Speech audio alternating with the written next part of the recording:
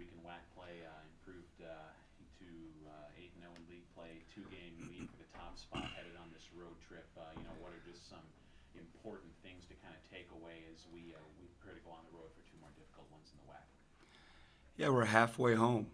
We're through the first half of the WAC schedule, and we're taking that final turn down the home stretch, at least for the regular season. And certainly we couldn't be any better in terms of our record in the WAC. I mean, we're unblemished thus far, and but just from where I sit, the target continues to get bigger because of the win streak. And I've been on both ends of that, and when you're the team that you're about to play, I mean, it makes that game even bigger.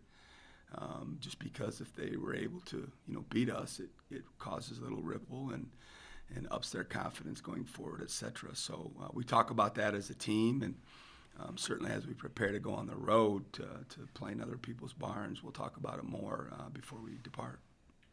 Jabari said on Saturday that just like the reasoning behind the win streak is you kind of never let them relax and kind of think about the win streak. And just what is your thought process in just in that and kind of what he said Saturday? Yeah, we don't talk about it that much. It's really just task at hand. If it's weightlifting, with Zach, get better. Stay injury free. Knock on wood. Keep working on your body, and then certainly in the video room, we're trying to learn that way. And it's not like we spend a lot of time, talking about that. We really focus on the task at hand. If it's going over scouting report or certainly on the floor and trying to get individually better, which we've really done a lot more of that this year during the season than maybe in past seasons, just because we felt like we needed to. We needed to improve our fundamentals, and you can see it on the video.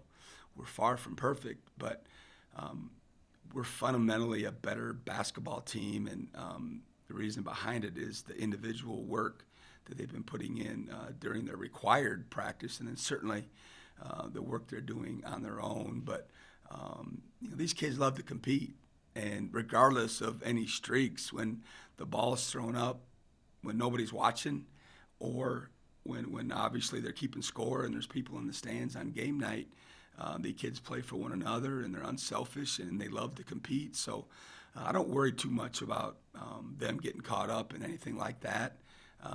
That they've proven to me over time that they understand it, and they understand the relationship between work and success and staying focused. So hopefully that will continue. Second time around against Chicago State, just what are you guys expecting out of the matchup? I mean, anytime you play on the road, you're nervous.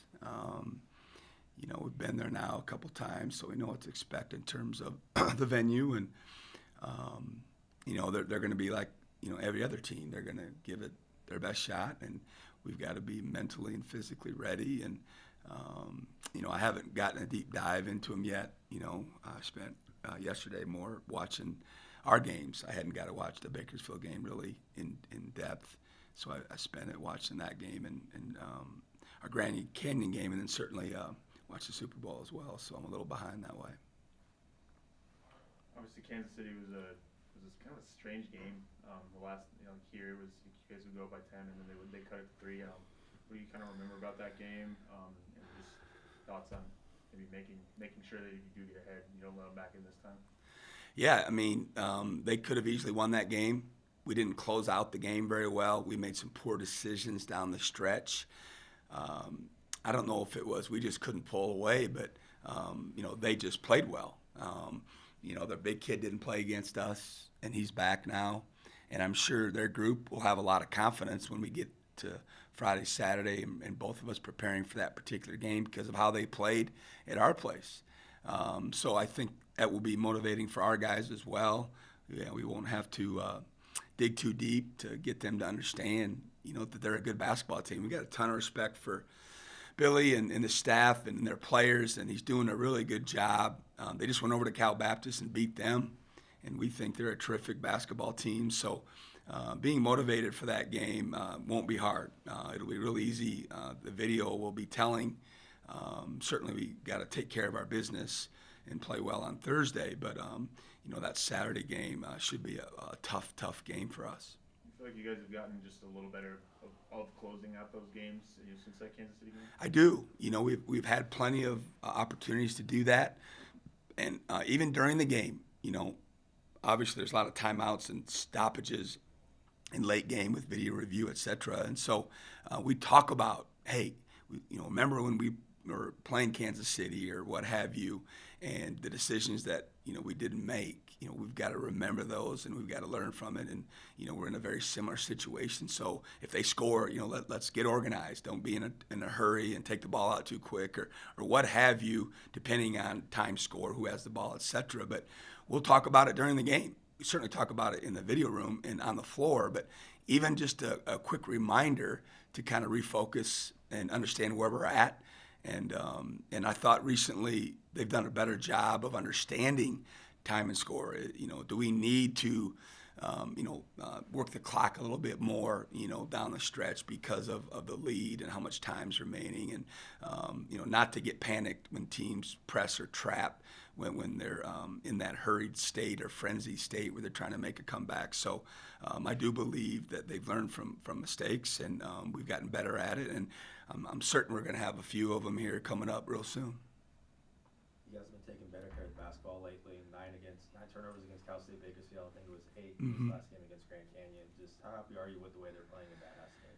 Yeah, I mean, I thought about it driving in today. You know, we've had single-digit turnovers the last 2 games, and it's something that we've really worked on for the last few weeks because of it being a problem for us. I mean, it was a big number for too many games. We're having 16, 17, 18 turnovers, and we won some of those games, and we just try to get them to understand that, you know, we have enough talented scorers on the court. If we can just get a shot up, you know, every time, it certainly increases our chance to score more points. And then, you know, turnovers are the hardest thing to guard. Live ball turnovers, you're usually a man down, and they usually have an offensive advantage that way. And so it hurts your defense as much as it hurts your offense when you turn that ball over. And so we certainly talked about it a lot. And like I said earlier, we've spent more time on fundamentals of just our footwork, you know, trying to get traveling violations off the shelf, and breaking angles to throw the ball on the post, because it's something that we've been emphasizing a lot lately with how well Yvonne and Johnny have been playing, and we feel like we have an advantage most nights around the basket. So we're spending a lot of time in understanding angles and where the ball needs to go when those guys are trying to seal their defender, and it's paying off. You know, 9 and 8 back-to-back are great numbers. Any coach in America would take those all year long, so hopefully it will continue. Is there a projected timeline for DeJour Joseph's return? No, he'll be done for the year. He's had 2 pretty serious injuries, and you know, at one point, you know, he would have probably been back, but at this point, with the second injury, I just can't imagine that he won't be through for the season. It's kind of in that same vein. Just it seems like just watching him move around, like Trevelyan is a guy that kind of recovers faster, just because he's athletic and he's obviously taking really good care of his body. Have you kind of seen that just over the last couple of weeks? Is he recovering a little bit faster? You know, I don't pay that much attention to him that way, just because, you know, he's certainly we talk and get around and practice, and he's been involved. I mean, he's been great that way. He's been very vocal in practice and encouraging, and I've loved the way he's handled the situation. I actually just talked to Michael Anderson, our trainer, this morning about him, and he thinks he's progressing great. You know, we have a doctor's appointment tomorrow, just a normal checkup type situation. Wednesday will be 2 weeks, but from what Mike has told me and from his perspective, you know, he thinks he's right on track and he's progressing well, and certainly we'll get a better idea tomorrow after we meet with the doctors.